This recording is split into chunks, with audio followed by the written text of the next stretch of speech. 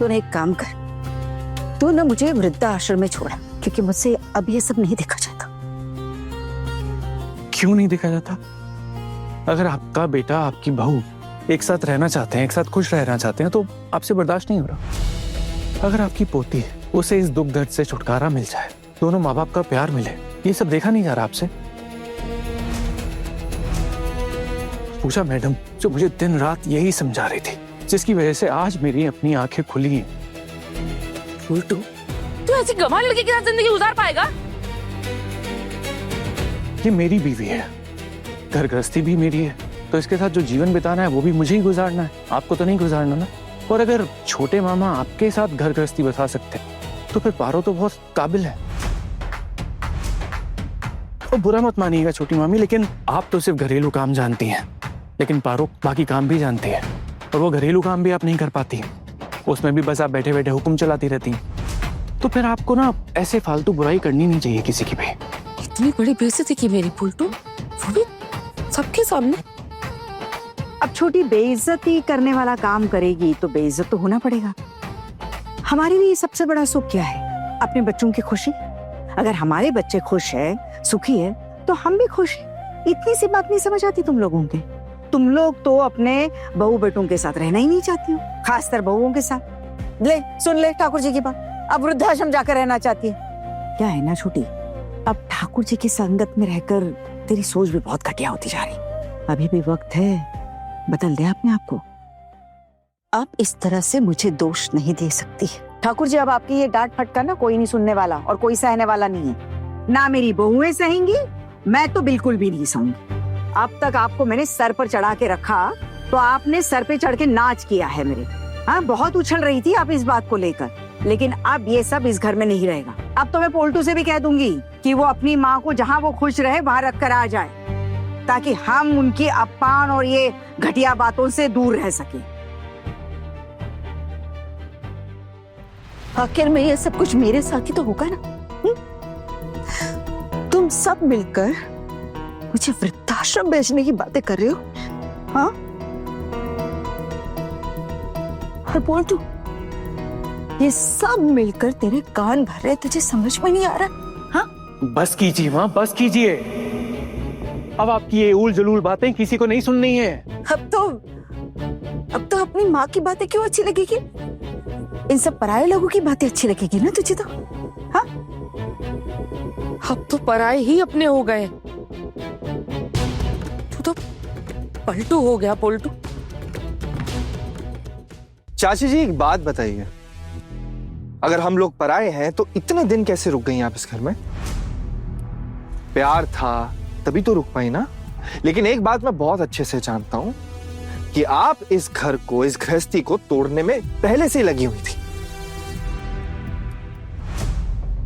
मैं ये भी जानता हूं कि इस घर के कितने लोगों के पीछे आप पड़ी हुई थी हाथ धोकर। अहाना के बारे में भी दूसरों को गलत गलत भड़काया आपने, और इस गृहस्थी को, हमारे रिश्ते को भी तोड़ना आप ही चाहती थी। अब आप दोनों की ना उम्र हो चुकी है, तो थोड़ा भगवान का नाम लीजिए, या फिर जो आप लोगों का मन करे ना, जो अच्छा लगे आप लोग वो करिए, लेकिन बस किसी की गृहस्थी में मत पड़ी। अरे एक महीना ट्राई करके तो देखिएगा आपके मन को कितनी शांति मिलेगी। कि जो आप लोग ऐसे हमेशा गुस्सा रहते हैं ना, इससे ना बेचैनी बढ़ती है, और बेचैनी बढ़ेगी तो शरीर कमजोर होगा। तो खामखा क्यों आप लोग अपनी तबीयत खराब करना चाह रहे हैं? कुछ तो अपनी उम्र का लिहाज कीजिए प्लीज। प्रवचन दे रहे, सबके सब प्रवचन दे रहे। नहीं माँ, प्रवचन नहीं, सिर्फ आपको सच्चाई बता रहे हैं। पारो, तुम चलोगी ना मेरे साथ? हाँ, मैं इसीलिए तो तैयार खड़ी हूँ, मैं जरूर जाऊंगी। हाँ, मैं सोच रहा हूँ कि मैं भी चलता हूँ आप लोगों के साथ। अरे आप रेस्ट कर लीजिए ना, आपका ऑफिस भी तो है। आपका भी तो ऑफिस है। छोटे बहू, जब छोटू जाना चाह रहा है तो जाने दे, उसका मन हो रहा है। क्या भाभी, छोटा बच्चा है कि उसका जाने का मन किया तो चला जाएगा? पहले छोटी बहू कहीं भी जाना होता था तो छोटू की इजाजत लेती थी, और अब क्या हो रहा है? अब छोटू इसकी इजाजत मांग रहा है। घोर कलयुग आ गया हमारे घर में। वो क्या है ना पिशीमोनी, अगर कुछ उल्टा भी हो जाए ना तो उसमें भी कुछ अच्छाई होती। एक्चुअली क्या है ना, आहना और मैंने खुशी की चाबी ढूंढ ली है। शांति से कैसे साथ रहते हैं ये भी पता कर लिया। तो आप बीच में हमारे फूट मत डालिए। आप थकती नहीं है क्या इतनी नफरत फैलाते फैलाते? आप इनकी बातों में उलझे रह जाएंगे, वो एयरपोर्ट के लिए निकल जाएंगे। छोड़िए, ये सब चलता है।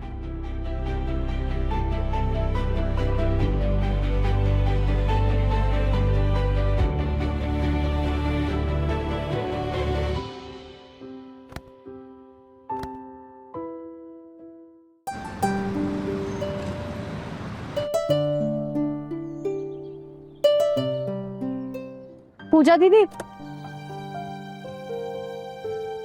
अरे व्हाट अ सरप्राइज! आप सब लोग यहाँ कैसे?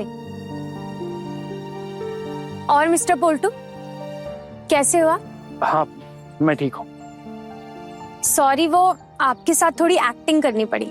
उम्मीद है कि आपको बुरा ना लगा हो। फॉर अ ग्रेटर कॉज, देश की सुरक्षा का सवाल था।